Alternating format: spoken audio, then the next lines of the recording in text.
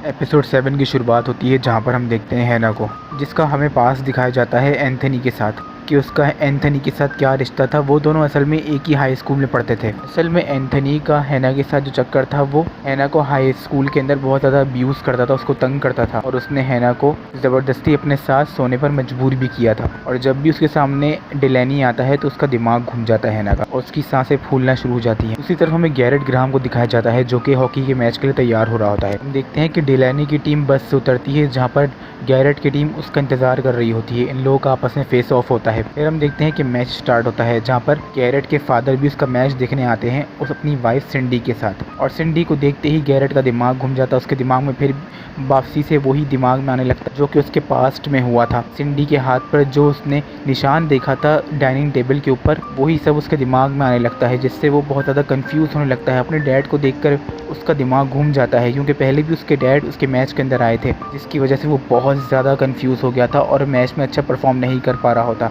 इसी वजह से आज भी उसके साथ यही होता है। उसके डैड वहाँ बैठे हुए होते हैं। इस टाइम पर उसको बेल्जी यानी हैना की बहुत ज़्यादा ज़रूरत थी, लेकिन हैना उसको अवॉइड कर रही होती है, उससे भाग रही होती है और वो वहाँ नहीं जाना चाहती क्योंकि वो ये नहीं चाहती कि डिलैनी की वजह से या उसकी पास्ट की वजह से गैरेट के साथ कुछ बुरा हो। क्योंकि हैना ने जिस किसी को भी ये बात बताई है वो आज तक बर्बाद ही हुआ है और वो ये नहीं चाहती कि गैरेट भी बर्बाद हो जाए। फिर हम देखते हैं कि मैच स्टार्ट होता है जहाँ पर डिलैनी और उसकी टीम पूरी तरीके से गैरेट के ऊपर हावी हो जाते हैं, उसको गिरा रहे होते हैं, फाउल पे फाउल कर रहे होते हैं, गोल्स मार रहे होते हैं, गैरेट को तंग कर रहे होते हैं, उसकी टीम को बार बार गिरा रहे होते हैं, उनको इंजर्ड करने की कोशिश कर रहे होते हैं, जिससे गैरेट को भी बहुत गुस्सा आने लगता है। उसकी टीम गोल नहीं कर पा रही होती है, गैरेट अपने उस मोमेंटम में नहीं आ पा रहा होता जिस तरह से वो खेलता है। हम देखते हैं हाफ टाइम होता है जहाँ पर गैरेट बहुत ज़्यादा मुँह बना के बैठा होता है। वो वेल्जी को बार बार फ़ोन कर रहा होता है कि वो यहाँ पर एक दफ़ा आ जाए, उसको मिलना है उससे। कि ऐसे मोमेंट में सिर्फ और सिर्फ हैना ही उसकी मदद करती है, उसकी खुशी की वजह बनती है, जिससे उसका मूड फ्रेश होता है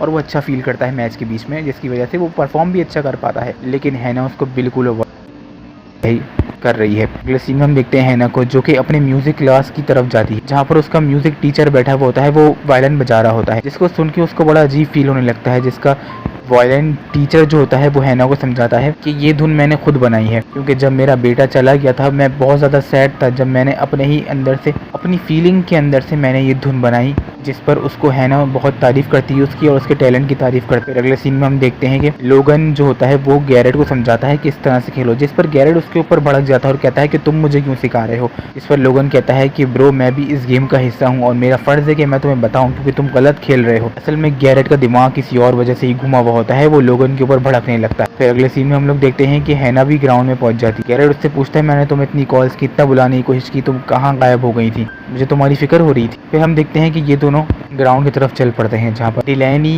गैरेट और हैना को किस करते हुए देख लेता है और वो देख लेता है कि हैना गैरेट की गर्लफ्रेंड है। फिर अगले सीन में हम लोग देखते हैं कि गैरेट फिर से ग्राउंड में जाता है और खेलने की कोशिश करता है जहाँ पर गैरेट उसकी टीम बहुत अच्छा परफॉर्म कर रही होती है और वो लोग गोल्स अपने मोमेंटम में फिर से आ जाते हैं और गोल्स मारना फिर से शुरू कर देते हैं, जिस पर गैरेट और उसकी टीम और हैना भी वापस मोमेंटम में आ जाते हैं। लेकिन इस मैच के दौरान ही डिलैनी एक ऐसी बात कह देता है गैरेट को जिससे उसकी सड़क जाती है, जिस पर डिलैनी गैरेट को कहता है मैं तेरे को एक बात बोलूं, जिस पर गैरेट कहता है बोलो। डिलैनी गैरेट से कहता है तू वैसे उस झूठी रंडी के साथ बड़ा अच्छा लगता है। वो असल में हैना को ये सब कह रहा होता है और ये बोलते ही वो वहाँ से चला जाता है। ये सुनते ही गैरेट को बड़ा गुस्सा आता है, वो अपनी हॉकी स्टिक फेंकता है और उसके ऊपर हमला कर देता है। उसको हाथों से ही धोने लगता है डिलैनी को, जिसकी वजह से गैरेट का जो कोच होता है उसको 4 मैच का सस्पेंड लगा के वहाँ से चला जाता है। उसके फादर गैरेट से कहते हैं कि वो टेंशन नहीं ले, वो बहुत ज़्यादा अच्छा खेला, बहुत ज़्यादा रफ खेला और मैं ऐसा ही चाहता हूँ कि वो इस तरह से खेले।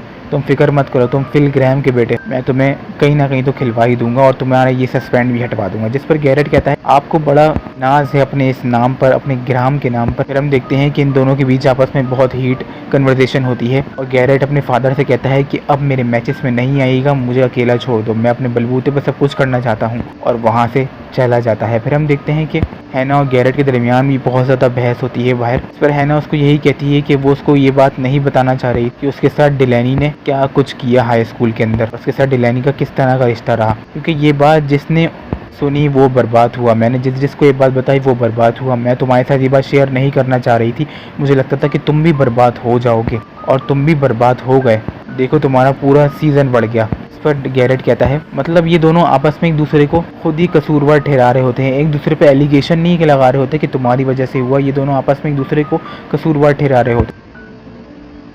हम लोग देखते हैं कि गैरेट हैना के साथ ब्रेकअप करके वहाँ से चला जाता है। फिर हम लोग देखते हैं एली को, जो कि बार में किसी स्ट्रेंजर लड़के के साथ अपनी रंग रेलियां बना रही होती और साथ में उसकी फ्रेंड भी उसका इस चीज में साथ दे रही होती। दूसरी तरफ हम हैना को देखते हैं जो कि साइकिल में बैठकर बड़ी तेजी से कहीं जा रही होती है, लेकिन उसके दिमाग में सब कुछ वही घूम रहा होता है। अपने हाई स्कूल के सारे सीन्स उसके दिमाग में घूम रहे होते हैं और वो ये सब सोच ही रही होती है कि वो साइकिल से अचानक से गिर जाती है और अपनी माँ को फोन करती है, जो कि किसी और स्टेट में रहती है। वो अपनी माँ को सब बातें बताती है कि उसके दिमाग में क्या चल रहा है, उसका ब्रेकअप हो गया है, फलाना ढमकाना, जिस पर उसकी माँ उसको बहुत ज़्यादा काम डाउन होने में मदद करती है और उसको तरीके से समझाती है कि इसमें तुम्हारी कोई गलती नहीं थी और तुम ये मत समझो कि तुम हम पर बोझ हो, क्योंकि है ना, रो रो कर अपने माँ बाप को यही बता रही होती है कि वो उनके ऊपर बोझ बन गई है, उसकी स्कॉलरशिप कैंसिल हो गई है, जिसकी वजह से अब पैसे उसके माँ बाप को भरने पड़ेंगे और वो कब तक उसका खर्चा इसी तरीके से उठाते रहेंगे। ये सब सोचकर बहुत ज़्यादा परेशान होती है और रो रही होती है और उसके दिमाग में अपने पुराने स्कूल के सीन्स भी चल रहे होते हैं कि उसका हाई स्कूल में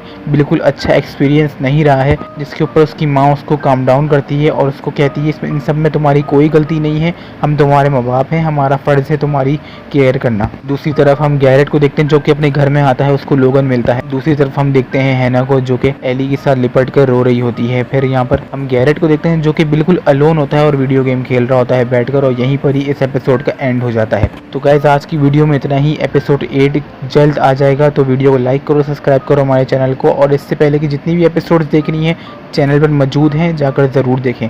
मिलता हूँ अगली वीडियो में, तब तक के लिए खुदा हाफिज़।